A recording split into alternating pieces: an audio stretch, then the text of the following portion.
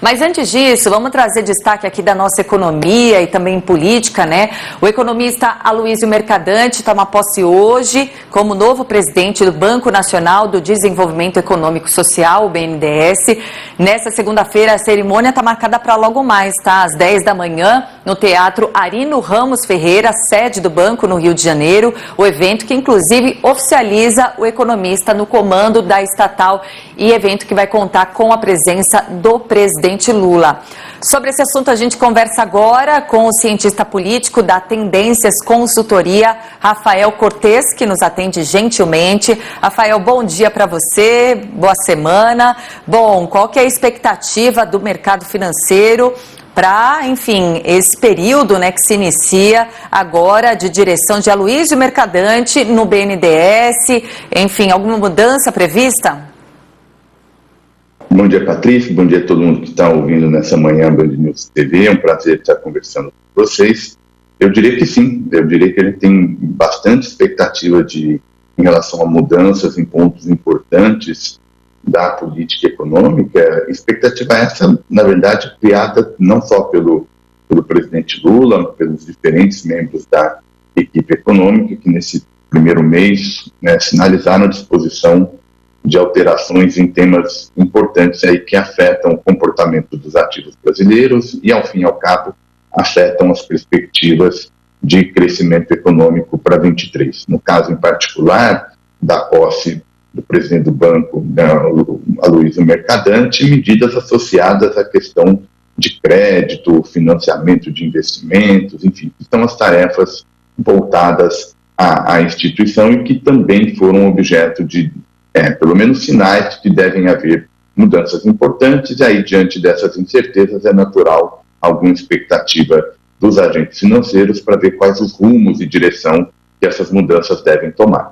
Rafael, Mercadante assume, né, a partir de hoje, nessa cerimônia que acontece logo mais, a gente inclusive vai acompanhar aqui ao vivo, mas ele já divulgou os nomes das pessoas que fazem parte da sua equipe, da sua diretoria, e entre esses profissionais estão nomes ligados a mercado, também ex-integrantes passados de governos do PT. Como é que o mercado analisou a nomeação da equipe que vai aí trazer sustentação para esse período de Aloysio Mercadante no BNDES?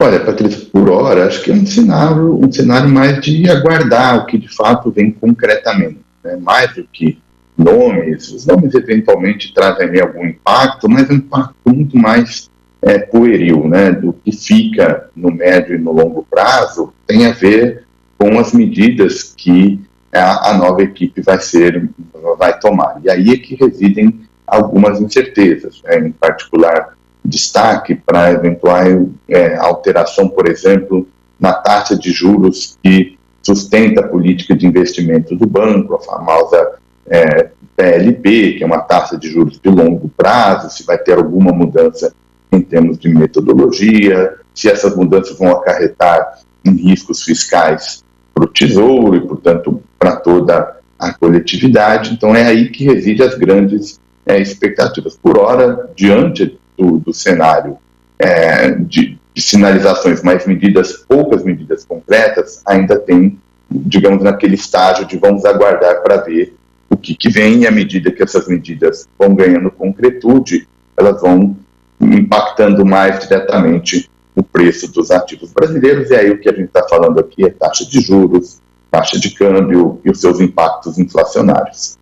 Rafael, há uma grande repercussão também a respeito de um anúncio do presidente Lula sobre essa nova fase do BNDES, dizendo que o banco vai voltar a investir, né, vai voltar a trazer financiamentos de obras de engenharia no exterior. Qual que é a grande preocupação em relação a isso?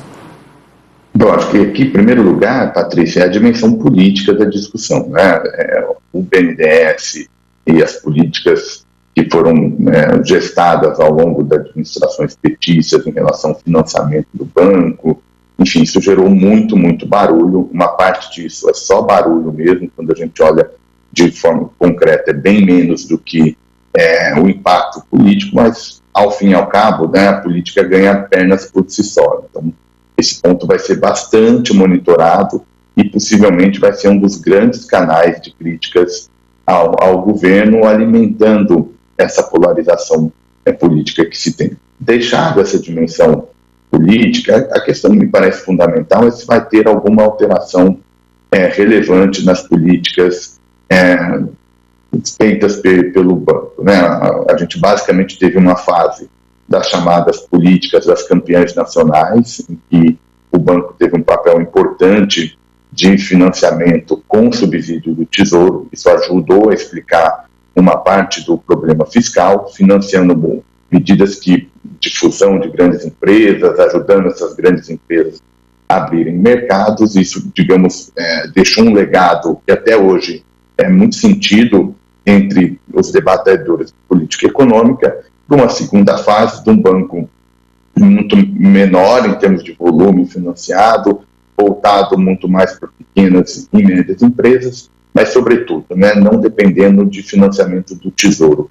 Acho que esse é o ponto fundamental. O Brasil atravessa um período de um quadro fiscal desafiador, né, explicando, por exemplo, por que a gente tem uma taxa de juros tão elevada como a gente tem agora. Uma parte disso tem a ver com o fiscal, e se eventualmente o Tesouro, por meio dessas possíveis mudanças, que a gente ainda não sabe o que vem, mas as possíveis mudanças podem acarretar em mais risco do Tesouro. É basicamente isso que o mercado está esperando, e agora, com a posse, é uma boa oportunidade, porque deve ter entrevista, deve ter pronunciamento, e aí, aos poucos, as expectativas vão sendo melhor calibradas. Rafael, outro ponto importante, né, desse novo período do BNDES com o Aloysio Mercadante, segundo o Mercadante, é fazer o banco focar nas micro e pequenas empresas. Ele fala o seguinte: Mercadante já declarou, vamos ter que olhar especialmente para as micro e pequenas empresas, que representam 29% do PIB brasileiro. Na Itália, elas representam 65% e na Alemanha, 70%. E aí ele fala, a gente precisa dobrar esse número aqui no Brasil. Como é que você avalia esse desafio e como, né, pavimentar esse caminho através do BNDES? Olha, do ponto de vista do debate econômico, as falas do agora, né, presidente Mercadante, me parece vão na direção correta, né? Ou seja, fazer o foco num banco de fomento, né, num banco de financiamento e investimento como é o BNDES, de se focar em empresas que têm maior dificuldades para acessar outras modalidades de financiamento. E aí eu estou basicamente aqui chamando a atenção para o mercado de capitais, né? São outras formas que as grandes empresas têm acesso de encontrar recursos para financiar os seus projetos, que as médias e pequenas empresas não têm, por uma questão de tamanho, por uma questão de acesso a outros mercados. Então, é natural que um ente público, né, uma organização estatal, foque naqueles espaços em que existem as chamadas falhas de mercado. Então, acho que do ponto de vista do foco, me parece que a direção é essa, sobretudo conectando essa política de investimentos em relação à fronteira, né, economia verde e projetos que consigam ajudar o Brasil a recuperar uma parte desse atraso em termos de desenvolvimento tecnológico. Esse é o primeiro ponto, o foco, que me parece que vai na direção correta. A segunda perna de agenda para a gente descobrir é a fonte de financiamento. Acho que esse é um ponto importante que conecta a política do banco com toda a política econômica que o governo Lula quer implementar agora nesse terceiro mandato. Outro foco que, segundo o Luiz Mercadante, deve ser trabalhado é a questão de abrir caminho, usar o BNDES para abrir caminho para, segundo ele, reindustrializar o Brasil. Ele chega a falar que a carteira da indústria do BNDES era de 43% e passou para 16%. Qual que é a relação, né, que você vê hoje do BNDES com a indústria e como dá potencial para turbinar a indústria nos próximos anos? Aqui, Patrícia, a gente começa a entrar num terreno um pouco mais delicado.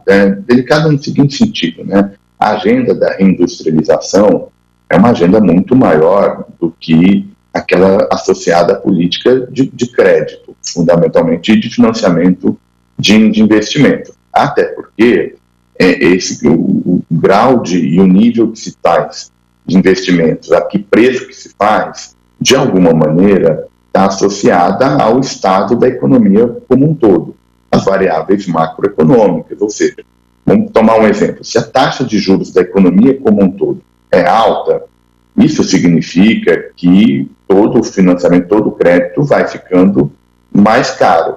Então, imaginar que a gente vai trazer uma competitividade para a indústria apenas por meio de algum tipo de subsídio ao crédito, me parece que é menosprezar os graus de desafio que se tem para que a indústria volte a se tornar competitiva. É um setor muito desafiador, porque é um setor que trata de bens comercializáveis, ou seja, depende muito da oferta e da dinâmica, oferta e demanda internacional. Então, é um setor que é muito influenciado pelas condições da economia mundial. Então, por mais que os agentes queiram criar uma política de crédito para reindustrializar, ela acaba ficando limitada se a gente não tiver melhores condições macroeconômicas e, sobretudo, né, uma agenda de inserção nas cadeias globais de forma a aumentar a potencialidade da economia brasileira. Então, acho que é uma agenda importante, vai ser marca agora do terceiro governo Lula, é super importante para a gente pensar em PIB potencial, mas acho que a gente tem que ter alguma dose de realismo do que uma política de crédito pode contribuir para essa agenda de reindustrialização do país. Muito bem, Rafael Cortes, obrigada pelas explicações. Rafael Cortes, que é cientista político da Tendências Consultoria, nos ajudando, analisando aí mais esse período do BNDES, agora então, sob comando de Aloysio Mercadante, que toma a posse, sua cerimônia, né, de posse acontece logo mais, a partir das 10 horas da manhã, horário marcado pelo menos. Rafael, obrigada, boa semana para você. Para você também, Patrícia, eu que agradeço o convite, deixo aqui um abraço para todo mundo que está ouvindo a Band News TV. Valeu, obrigada. 9 horas, 48 minutinhos.